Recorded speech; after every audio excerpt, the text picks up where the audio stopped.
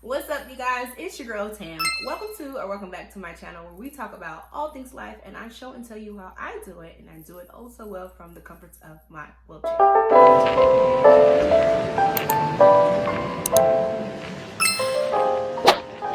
Alright, you guys, so I have 6 tips for you to go by, or that I go by, and maybe they can be beneficial or helpful to you. So I'm going to share those tips with you guys, and I do have my handy dandy notebook. Not really a notebook, my tablet, but I have my notes written down, so if you see me glancing, that is what I am looking at to stay on track and not ramble, okay? All right, you guys, so my Vegas vacation is a couple of weeks away, and this is our second time going to Vegas, but I'm still super excited because there is always so much to see and so much to do when you go, and it made me think about different things that I have to do to prepare to travel, regardless if I'm going a couple of hours away or if we're flying completely out of the country. There are things that I need to do for myself because I am a girl in a wheelchair. But just because I'm disabled, it does not mean that I can't travel. I just have to do a little bit of additional. Right, so do your research. Plan. And when you think you plan enough, plan some more. So let me tell you how easy it is to research. You just can grab your cell phone. This is all you need to do your research. Google, YouTube, TripAdvisor, Expedia, travel apps, Facebook groups. I mean, you name it, you're gonna be able to find so much out. So a couple of places that I've traveled and my research came in handy. One time I went to Dominican Republic, Punta Cana. Now, I don't know if this has changed because it's a few years when we went, but when we went, I learned that they do not pull the planes to the terminals for you to get out of. Your plane lands on the tarmac and you walk down your plane steps and you get on a bus, and the bus drives you over to the airport for you to go through customs and all of that stuff, and you leave the same way. I knew this and I was not surprised when we went because I did my research. I looked ahead. I researched everything from the hotel I want to stay in, the airline that I am thinking about taking because I found a ticket that is a great price, but let me go ahead and see about what this airline can do to accommodate my needs.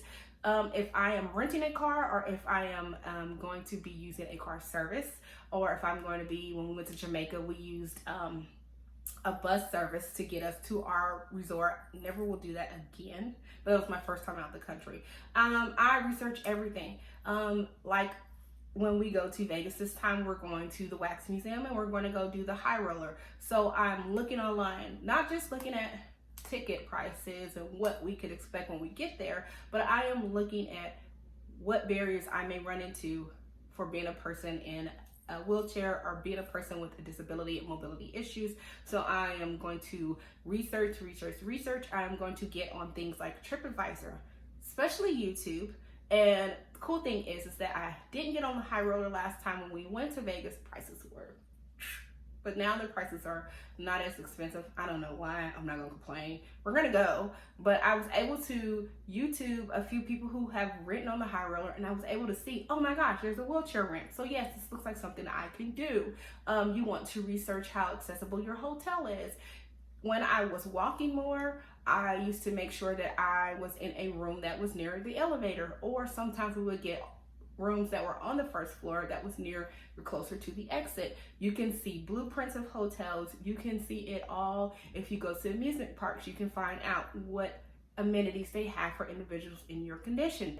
You never are going to find these things out if you don't do your research. I am such a planner. I can be so OCD about it and go down rabbit holes, but I have found that it is the best situation for me to do my due diligence for myself, because as much as I love my family, my husband, my kids, they don't live in my body and they don't exactly know everything that I go through. They can kind of see it and kind of hear it if I talk about it, but they don't know. And so for me, I need to do the research for myself. My second tip would be to call ahead. Now, I know that everybody's not comfortable talking to people. I have a 19-year-old, a 16-year-old, and a 15-year-old, and I'm trying to get them in the mindset to be able to speak up for themselves. And if they don't understand something, or if they have questions, to go ahead and do that.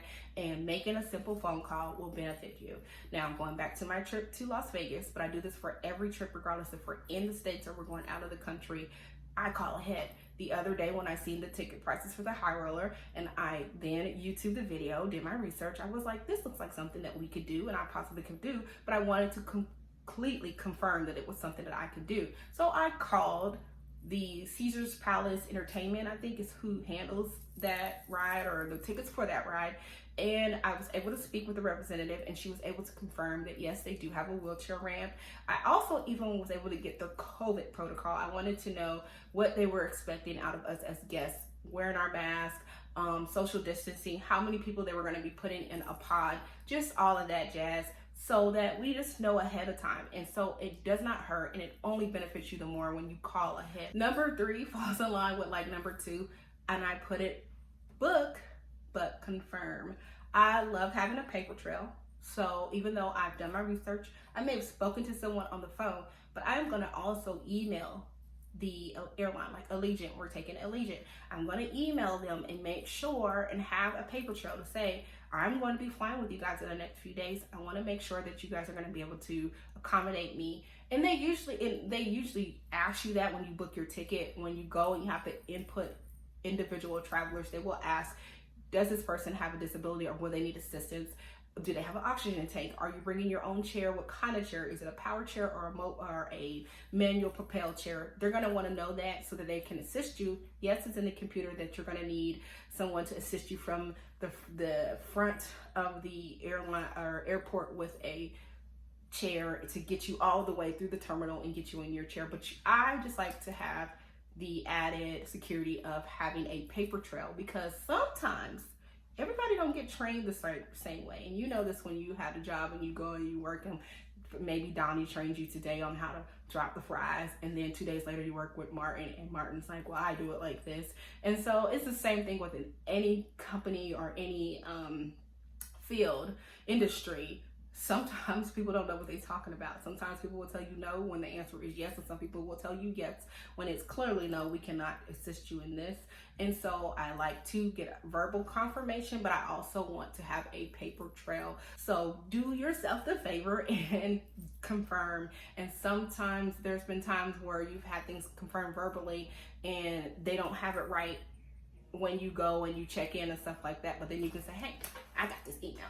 They said this in this email, and they'll work it out. Number 4 is to rent your equipment. I am in my own power wheelchair, but my husband doesn't want to take this with us. He doesn't want to risk damage. We know that the airline can cover the damage. We've had issues before with other things, and things were covered, but we don't want to risk that. So we're renting a chair, and I just found out that you can rent a power chair, a manual chair, a walker, a stroller, all kind of stuff online, and most major cities will have these services and different companies that will service you. So I am renting a chair, and I suggest that you do the same. Do yourself the favor and just rent, and don't have to worry about, are they going to break my chair in transit? Because it would suck to say, I'm just going to take my power chair, and then it gets damaged on the way there, and then I get there and I can't use my chair, and I got to rent one anywhere. I'm just stuck. So I suggest that you get online when you're doing your research. Whatever you need, whatever equipment you need, rent it. I'm going to rent a chair from a company called Yellow Scooters, and it's $200 for the week for them to bring me the chair, and they're going to leave it with the hotel staff at the front desk. And then when I'm done with it the day before we fly out, because we fly out super early, they're going to come and pick it up that night before we leave. $200 for 7 days, not so bad. And then I don't have to worry about my equipment getting damaged. Okay, so this tip is something that I don't mind, but some of y'all probably do, and that is to make a list and check it twice. I make checklists for everything. When I'm packing, if I have medication that I need to bring along, just all kind of lists. And I suggest that you make lists so that you know that you have everything in your luggage, that you know that you have all the medication you may need, you have all the equipment that you are going to take with you if you choose to take it, that you just have everything in order. So make checklist. The last tip, number 6, is to enjoy yourself. Like, enjoy yourself. So in order to do that, I go through those steps that I listed. I do my research and plan. I call ahead. I get my confirmations. I rent my equipment, and I make my checklist, and it makes the trip so much more enjoyable. There are going to be hiccups along the way, regardless if you are a disabled person or not. There are going to be things that is going to happen that you did not plan and you cannot plan for, but you can roll with the punches. But the more you do ahead of time, I feel like the better the trip will end up being for you and your loved ones. And does not mean that everything's going to be perfect, but it can be super duper enjoyable and doable regardless of your limitations, your mobility, your disability, your lack, your whatever you want to call it. You can travel the world. All right, you guys, so this is the end of the video. I thank you for coming to kick it with me, and I do have more videos planned in this vacation series. I'm going to be showing you a fun, easy hairstyle for women with limited mobility, and I like to take care of my hair and not have to deal with that while I'm on vacation, especially if I'm going to the beach, y'all. Yeah, so be on the lookout for that. And then I'm going to show you guys how we pack, and then I'm going to be vlogging and showing you guys fun, cool places and free places in Vegas to go and check out. So be on the lookout for that. Make sure you guys follow me on my social medias over here, and drop down in those comments. Not in those comments, but drop down in the comment section and let me know what you guys think about this video, or if you have questions or you have video ideas for me. And make sure you like, you comment, you subscribe, and I will see you guys later. Bye.